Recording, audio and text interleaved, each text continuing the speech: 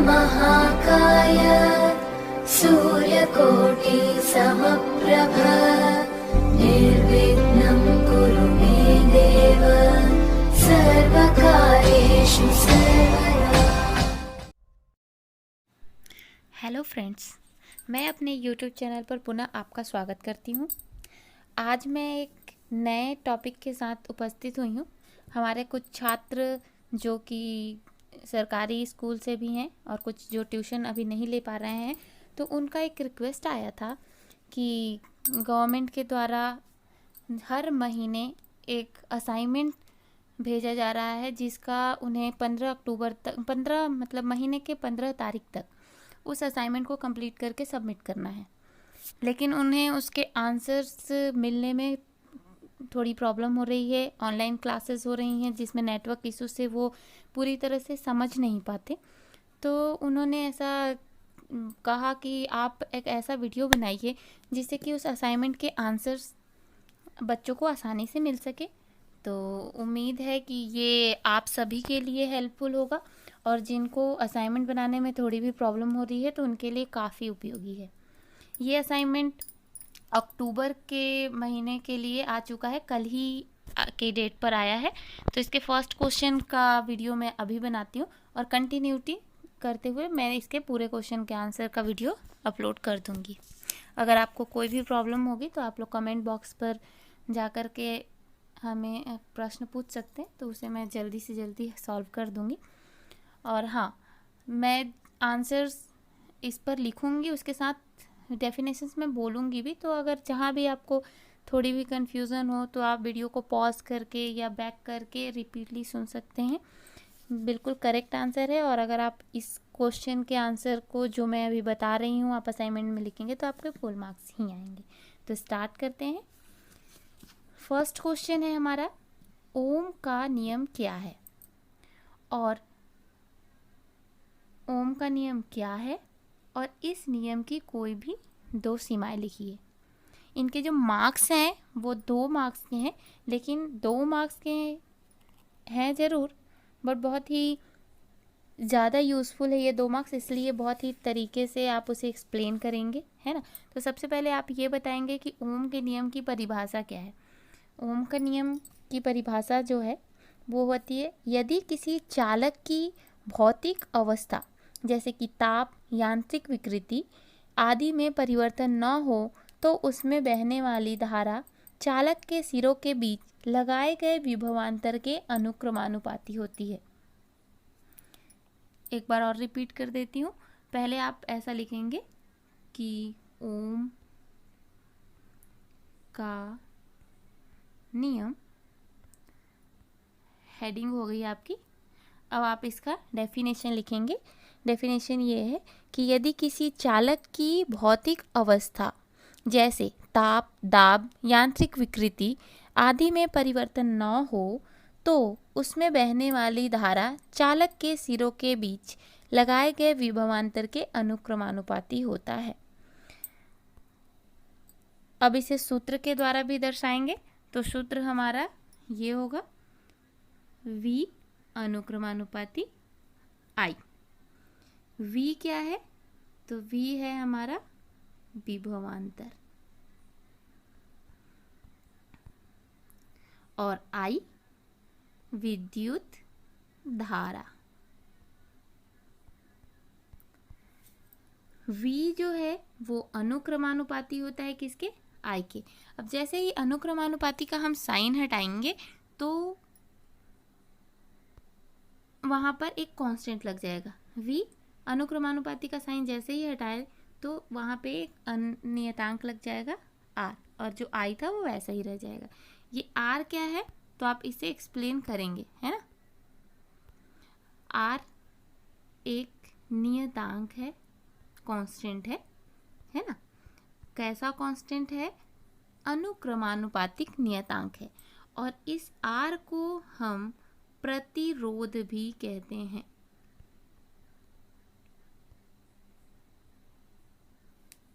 ठीक है, तो यहाँ तक हो गया।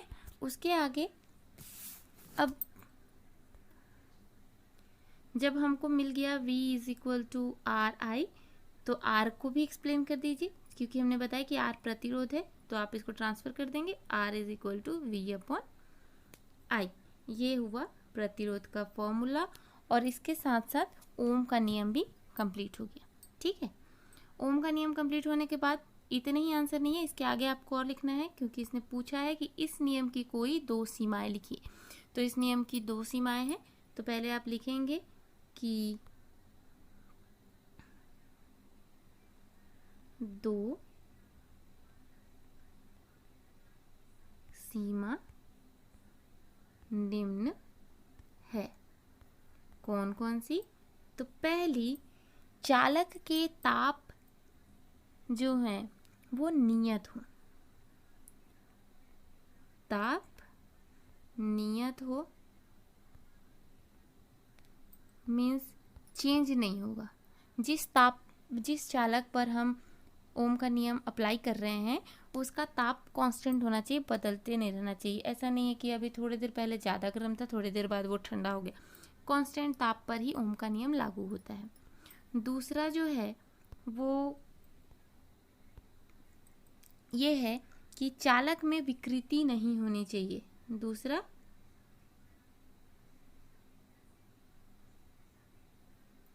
विकृति नहीं होनी चाहिए। ठीक है, विकृति इट मीन्स जैसे कोई भी चालक जो है वो टूट फूट नहीं होना चाहिए। तो ऐसे ही चालक पर ओम का नियम लागू होता है। तो इस प्रकार से ओम का नियम क्या है? ओम का नियम किसी भी चालक की भौतिक अवस्था में परिवर्तन न हो तब उसमें बहने वाली विद्युत धारा चालक के सिरों पर लगाए गए विभवांतर के अनुक्रमानुपाती होता है। अनुक्रमानुपाती हटते ही वहाँ एक नियतांक लग जाता है, और इस प्रकार से वो अनियतांक कहलाता है प्रतिरोध, जिसका फॉर्मूला होता है R is equal to V upon I. Hindi में आप लिखना चाहे तो वी जो है वो है विभवांतर और आई जो है वो विद्युत धारा। जब आप डेफिनेशन समझा देंगे उसके बाद आप लिखेंगे ओम के नियम की सीमाएं। ओम के नियम की दो सीमाएं हैं। पहली है कि चालक का ताप नियत होना चाहिए, वह परिवर्तित नहीं होना चाहिए। और दूसरा, चालक में किसी भी प्रकार की कोई भी विकृति उत्पन्न नहीं होनी चाहिए। ठीक है, तो इस प्रकार से ये हमारा फर्स्ट क्वेश्चन का पहले प्रश्न का कंप्लीट हो गया। ठीक है, अब हम दूसरा जो क्वेश्चन है वो है न्यूमेरिकल। 0 डिग्री सेल्सियस ताप पर एक चालक का प्रतिरोध x ओम है, वह ताप ज्ञात कीजिए जिस पर चालक का प्रतिरोध 3x ओम हो जाता है। चालक का प्रतिरोध गुणांक नियत है जिसका मान 0.4 गुणे 10 के घात -2 प्रति डिग्री सेल्सियस है। अब इसका हल हमको बनाना है। ठीक है, तो हम इसका सॉल्यूशन करते हैं। सॉल्यूशन के लिए पहले हमें ये देखना पड़ेगा कि क्या दिया हुआ है। ठीक है, तो हमारे पास इसमें दिया हुआ है कि 0 डिग्री सेल्सियस ताप पर एक चालक का प्रतिरोध x है, मीन्स R1 दिया हुआ है, पहला प्रतिरोध दिया है ना x, और पहला ताप भी दिया हुआ है T1 बराबर 0 डिग्री सेल्सियस। यहाँ आप लिख लेंगे कि दिया है, ये स्टार्ट कर रहे हैं ना, तो दिया है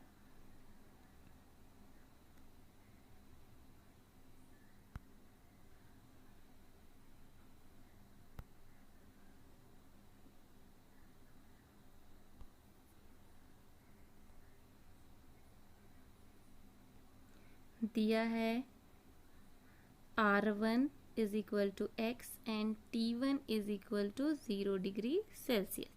ज्ञात क्या करना है? तो ज्ञात हमको करना है T2 वॉट, है ना, और R2 भी दिया हुआ है 3x। एक और चीज़ दी हुई है अल्फ़ा की वैल्यू, प्रतिरोध गुणांक जो है, तो अल्फ़ा इज इक्वल टू है 0.4 इंटू 10⁻²। जब इतनी वैल्यूज़ दी हुई है तो हमें ये देखना है कि यहाँ पे फॉर्मूला कौन सा अप्लाई होगा। ठीक है, तो देख लेते हैं। फॉर्मूला जो है वो अप्लाई होगा हमारा, फॉर्मूला मतलब कि सूत्र, है ना।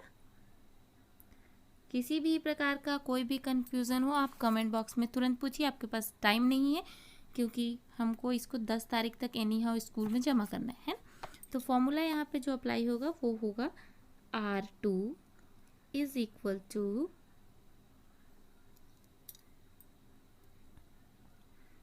R1 in bracket 1 plus alpha in bracket T2 minus T1 bracket बंद।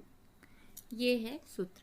इसी सूत्र में आपको वैल्यू रखना है। अभी जस्ट मैंने लिखा था R2 की वैल्यू, तो R2 है हमारे पास 3x, R1 है x 1 प्लस अल्फ़ा की वैल्यू क्वेश्चन में दी हुई है ना 0.4 इंटू 10⁻⁻2 और ब्रैकेट में T2 की वैल्यू तो है, T2 की वैल्यू तो फाइंड आउट करनी है, T1 की वैल्यू चाहिए। तो T1 की वैल्यू दी हुई है 0 डिग्री है ना, तो T2 और -0 सॉल्व कर देते हैं इसके आगे। ठीक है, अब सॉल्व करेंगे तो देखिए ये 3x है इक्वल टू x, यहाँ x मल्टीप्लिकेशन में ना, तो ये दोनों x से x क्या हो जाएंगे, कैंसिल हो जाएंगे, x से x कैंसिल हो गया। हमारे पास बचा 3 is equal to 1 plus 0.4 into 10⁻⁻2 in bracket. ये देखिए T2 माइनस 0, तो T2 में से जब 0 सब्ट्रैक्ट हो जाएगा तो T2 ही बचेगा।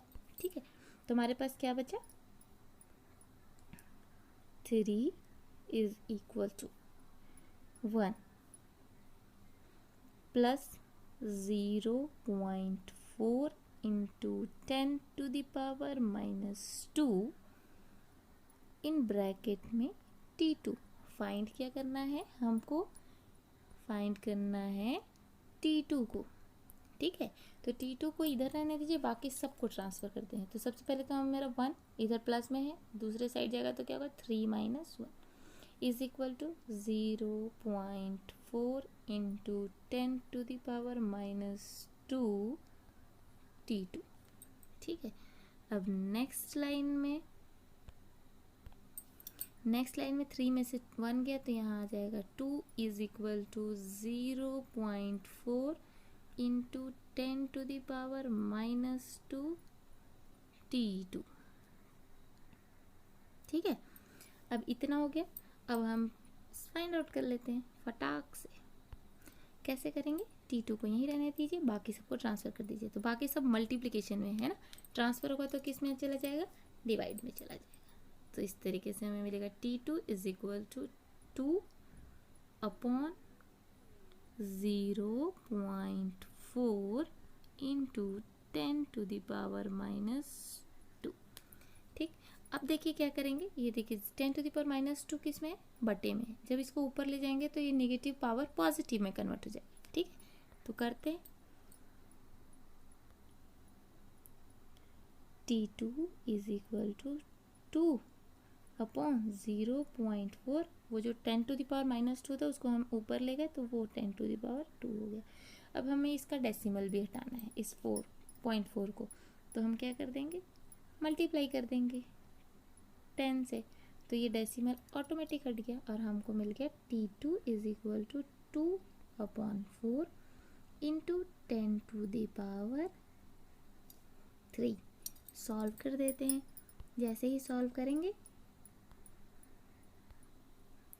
तो T2 is equal to 2000 upon 4, solve करेंगे तो क्या होगा 500 डिग्री सेल्सियस।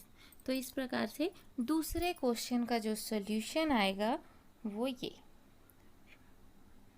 500 degree Celsius. ठीक है, तो ये है हमारे दोनों क्वेश्चन के सॉल्यूशन। एक बार मैं फिर से रिमाइंड कर दे रही हूँ, ओम के नियम क्या है, इसमें आपको ओम के नियम का परिभाषा लिखना है, उसके सूत्र को बताना है और उसके बाद उसकी दोनों सीमाएं को लिख देना है। और सेकंड में आपको न्यूमेरिकल सॉल्व करना है, जो मैंने क्रम वाइज क्रम इसका सॉल्व कर दिया है। अगर आपको कहीं भी कन्फ्यूज़न हो तो आप कमेंट बॉक्स में तुरंत कमेंट कीजिए और इसका आंसर और ही अच्छे तरीके से प्राप्त कीजिए। Thank you.